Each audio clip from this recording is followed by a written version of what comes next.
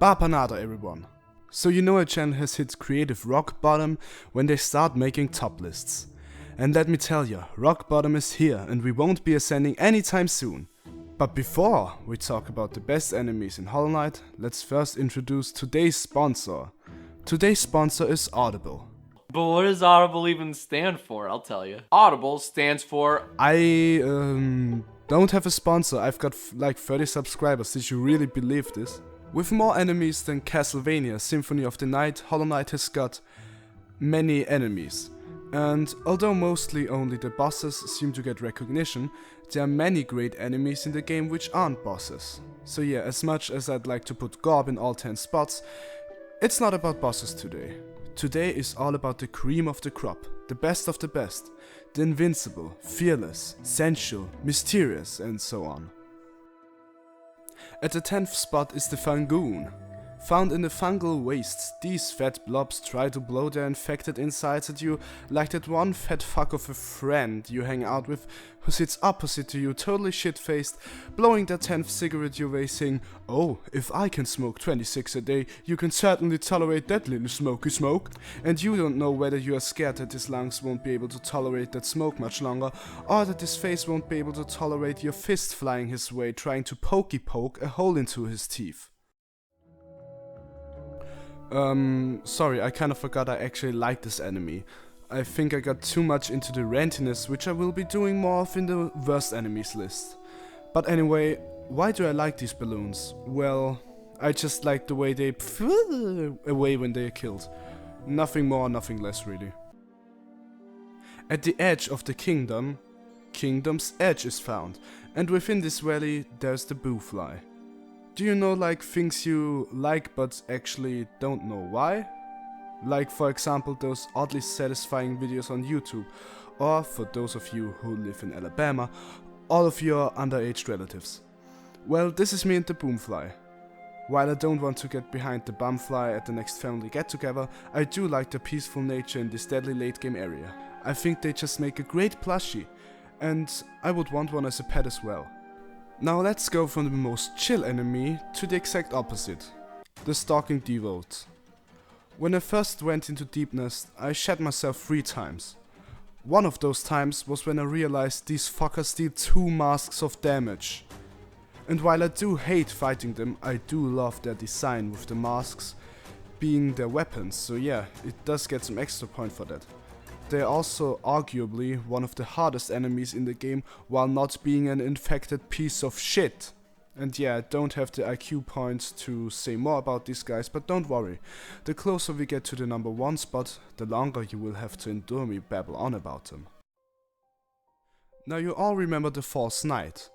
If you go back to the place where you fought him, late in the game you'll find out that you can fight the real knight. But it's not about the real knight. It's about the fucking loser who was in the real knight's armor. The Maggot is highly relatable, as his only way to achieve something in life is to kill someone in their sleep and take over their identity in order to become stronger. While he actually just did it to protect his loved ones, he's still useless. He's supposed to taste sweet and fatty, so he's probably so nutritious and full of protein that Arnold Schwarzenegger will buy 1,000 of them, eat them in one go, walk away from you, turn around and say, "I'll be back." And yes, I am not ashamed of this pun. I just like these guys because their design is unique and the bit of lore they actually have is quite interesting. For this next one, I need you to brace yourselves. This isn't going to be one you expected to see here. Actually, this enemy is one you would expect to show up on the worst enemies list. It's the Flukeman. Okay, now lower your pitchforks and turn them against someone who deserves them. Nope, not him. His theory is wrong, but we aren't a cancerous community, remember? So why do I like the Flukeman? Well, while the Royal Waterways is an area which wants you to make you feel uncomfortable, the upper half just lacks danger. Now in the lower half we got all these disgusting wormies. And while the Flukeface are annoying assholes, the Flukeman are actually very well designed. I just love how the upper half surprises you after you supposedly killed the thing and storms at your unexpected ass. and then just the right amount of time after you've dealt with that, the lower part starts rushing towards you as well. I just think that design is really refreshing, and that's what lands this abomination of a bug a spot on this list.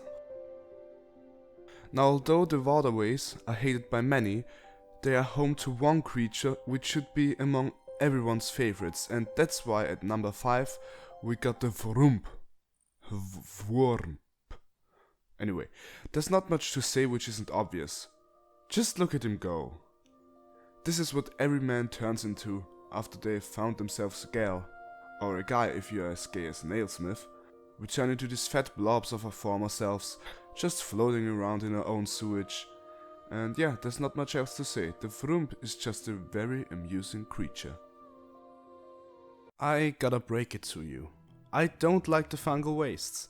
I don't know why. Maybe it's because the game opens up after this area, so I feel restricted until I got myself the mantis claws. But the fungal wastes got many great enemies. You already met Mr. Lung Cancer over here, so next up is the overly protective parent, the Shroomel Warrior. I just love them because of their sound effect and their enthusiastic jump right into their certain death. But to be honest, maybe it isn't that nice of me to compare them to overly protective parents, cause the Shroomel Warriors are kinda doing the right thing. We first killed them and then killed their little children just to absorb their soul and steal their pocket money, so we can't blame them for trying to protect their children. We basically are committing genocide for nothing. But since the game tells me these guys are normal enemies, just like every other enemy is, my conscience is clear and I will not question the slaughters I'm responsible for. Now we are finally cracking into the top 3. I already told you about one time I shat myself in Deep Nest. Another time was when I fought these husks. I killed them and it was just so boring cause they just died and oh fuck! Well, they came back to life and let me tell ya, they are part of the reason Rusty and I never go into the deep nest without my brown pants. But for real, the way they look, the way they go up walls is just so menacing. I love the developers' design of creepy enemies and their second best creepy enemy is at this spot. Now for our number 2 spot, or the best loser, we once again go back to the fungal wastes. You know the one. It's the fucking Olgas. I mean, look at them. They are great. They look great. They are great enemies on their own, but once they started this move, I fell in love. It reminded me of good times. To be more exact, it reminded me of my first time at a metal concert, getting kicked in the head by a crowd surfer after 10 seconds, suffering severe head trauma which led me to believe I'll be able to make good videos on YouTube and Pornhub. Anyway, these boys are the bigger brothers of your middle school scene kids, the ones who appear at the door of your friends with headphones on and an arm 1 foot inside a Pringles can. Good times.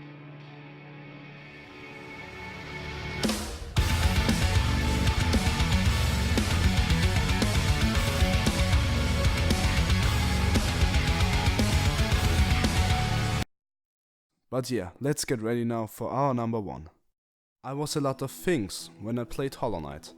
I was a good player, a bad player, a player of great renown, and most importantly, a collector. I collected a lot. Geo, move upgrades, lovers, and grubs. Now, as I walked around the Crystal Peak, I stumbled upon a certain grub and let me tell ya, I saw it coming. And that's why I love this game and this enemy so much. My mind is like, something is fishy about this place, and the game completes my thought by making the grub a grub mimic. This enemy didn't take me by surprise, it took my heart. It's weird to fall deeper in love with a game after it wants to kill you with something that was a reward until now, but I love that thought. It is unexpected. It's, to tease one of the next videos, is all about the sense of wonder and surprise. Now, since this video has hit the end mark, I hope you enjoyed it. Leave your favorite enemies in the comments below, and I will 100% judge your opinion by solely subjective standards. I'll leave a comment regarding how my upload plan will change from now on, so check that out. Now I've got plenty of videos lined up for August and September, and once Silksong releases I will make a gameplay series and so much more for sure. Anyway, I sure hope this video is 10 minutes this time, otherwise I'll use this dirty bugger here, just as in every other video, as an end card in order to get there. Anyway, that's it for now. Have a good time, my fellow higher beings.